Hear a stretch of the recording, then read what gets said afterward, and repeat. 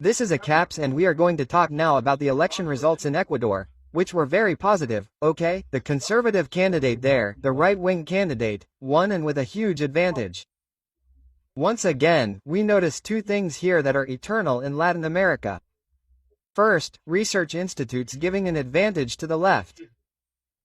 Research institutes pointed to a technical tie between Noboa, who is the right-wing conservative, who is the current president of Ecuador, and what's her name? Gonzalez, who is the left-wing candidate there, the candidate from the Sao Paulo Forum, right? It was, look, a technical tie. There was more than a 12% difference in favor of Noboa, okay? It was 56 to 44% in the election. Here it says 55, but it was 55.9 to 44.1 for Gonzalez. In other words, almost 12 points of difference in the second. The research institutes were technically tied. Look at that, right? So this is a tradition. Here in Brazil, the same thing. When you see Lula ahead in the polls, you understand, right? Even in the 2022 election, the polling institutes gave Lula a long way ahead of Bolsonaro. In the end, he won. It's true, but he won. He was very smart there. Really tight. Another very important thing here is that the left didn't recognize the election results. They're calling it a coup. I don't know what the guy did. Get ready, we're seeing here the script of what will happen in 2026 in Brazil. This news was suggested by Mock Capixaba. The rest is fake, Flavina Dunu and several other people. Thanks to the people who suggested news on our website, on Visao, and thanks to you who are watching our video. If you like our content, please leave a like and subscribe to the channel, okay? Well, and the election in Ecuador. You know, Ecuador was governed for a long time by the left wing of the Sao Paulo Forum, by Rafael Correa, and fortunately the right wing managed to return to power there, just as it did here in Brazil and so on. And there in Ecuador they had this advantage, they ended up not having a retreat to the left, on the contrary, they continued to move further and further to the right, right? And this election was seen as very important by the left wing. Lula was certainly betting a lot on that. Lula really wants the left wing to return to Latin America. So far he has managed to bring the left wing back in Uruguay, but apart from that, it has been nothing but tragedy, right? Argentina lost to Milei, and now in Ecuador they have also lost to Noboa. Anyway, the polls showed a technical tie with a small advantage for Noboa, but a technical tie, right? In the end, the result was very different. With 90% of the votes counted, the right-wing leader won 55.9% against 44.5%, and then it was even less, from Congresswoman Lula Gonzalez, right, with a much larger advantage than two authorized exit polls indicated. Even before the official count was even finished, Gonzalez addressed her supporters in Quito and refused to acknowledge defeat. In other words, she saw that she lost much worse than they were saying, and in the end she didn't acknowledge defeat. So what are Lula's people going to do, Everyone is already saying it was a coup. You could say that it was a coup. Thank you for this effort, this affection, your trust. I'm here showing my face as always. The left-wing citizen revolution has always accepted the results, but this time we won't acknowledge them. I refuse to believe that there are people who prefer lies and violence to peace and love. Let's ask for a recount and the opening of the ballot boxes and stuff like that. Let's challenge the election results. It's great that they can do that in Ecuador, right? Here in Brazil, you can't. Here in Brazil, you can't challenge the election results in any way. You can't demand anything, right? Yes, that's part of the problem I'm telling you about.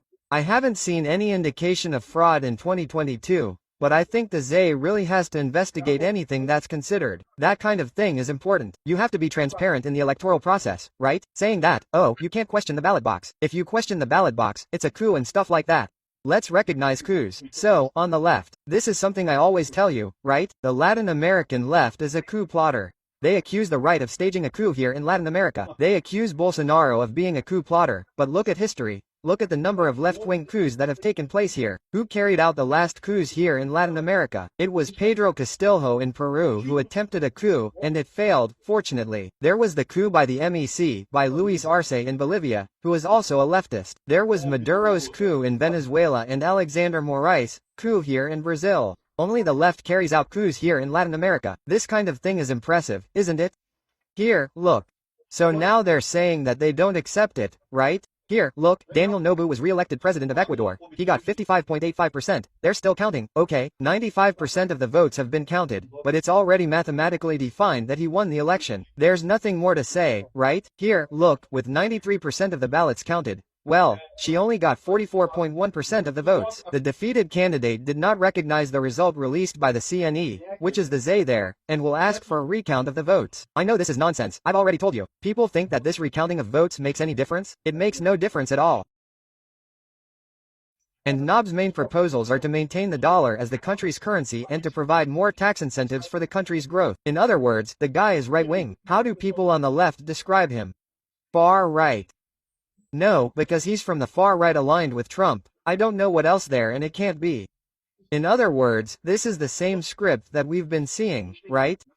Anyone who isn't from the left, who isn't from the far left here in Brazil, is automatically far right. Anyone from the right who has a vote becomes far right, right? It's amazing.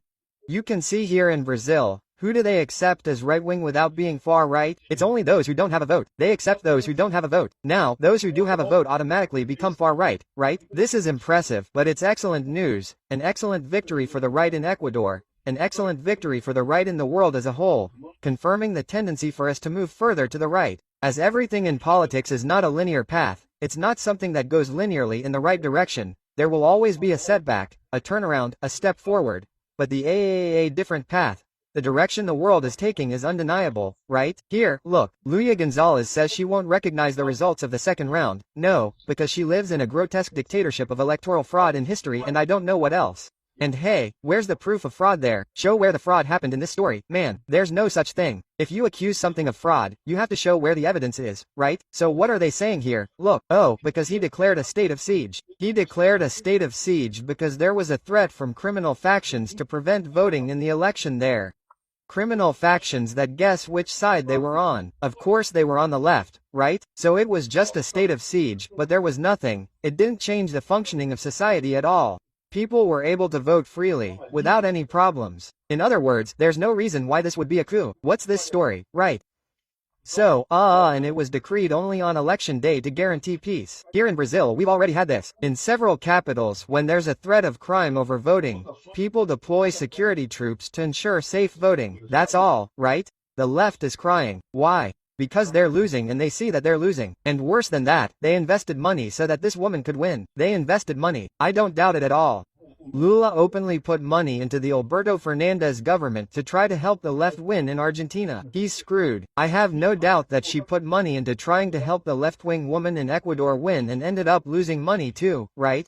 Here, look, they stole the election in Ecuador, says the leftist XYZ here, according to Brazil 247, right? And Degarde Angel, this woman was once a columnist for Globo, famous for gossip and I don't know what else there, but of course, she's part of the leftist group, right? She accuses Trump of interference, non-interference, handing over the military base in the Galapagos Islands as a violation of the Constitution. Then they start pointing out a bunch of random things that make no sense in the end, right? And what I'm telling you, get ready, because this is going to be the script here in 2026. The right wing will win. So all these people who say today that they can't question the ballot boxes, they can't say that the ballot boxes are rigged, they can't question anything, I don't know what. All these people will say it was a coup, they'll say there was a problem, they'll make a bunch of threats. Let's see what happens. I wouldn't be surprised if the Supreme Court intervened to remove the winning candidate in 2026 to ensure the left remains in power, right? That's what I'm telling you. The people at the Supreme Court are aware that the situation is becoming unsustainable. The Brazilian people are moving to the right. That's not going to change. It doesn't matter how many times they accuse Bolsonaro of the most absurd crimes they can come up with in their heads. The Brazilian people will continue moving to the right. And if the Brazilian people continue moving to the right, they will have an increasing incentive to renew the Supreme Court and go after the crimes committed by Alexandre de Moraes. The crimes that Alexandre de Moraes is committing in the conduct of these processes here in Brazil. What's left for these people? It's inevitable. At some point in the early 2030s, there will be a Supreme Court ruling against Alexandre de Moraes, and the situation will be quite complicated for him. And then I have the question, what are they going to do to prevent this?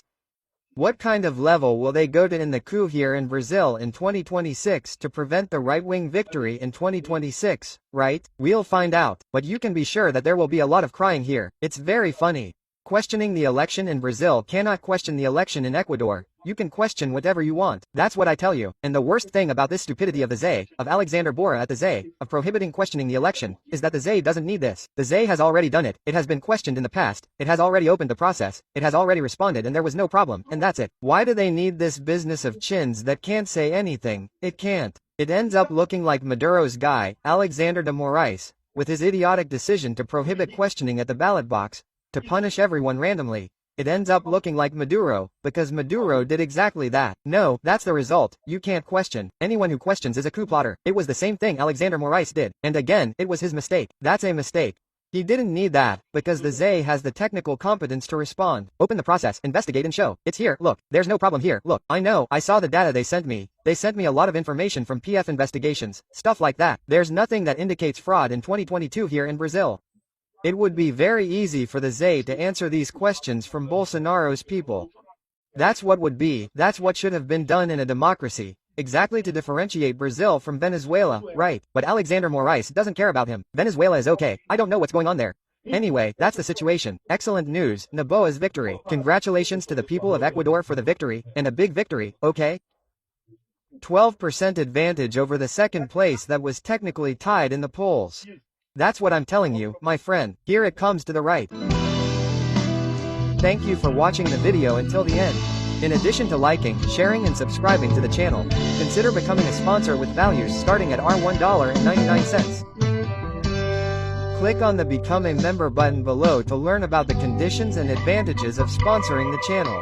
For more information about our project, visit our websites indicated on the screen. Yeah.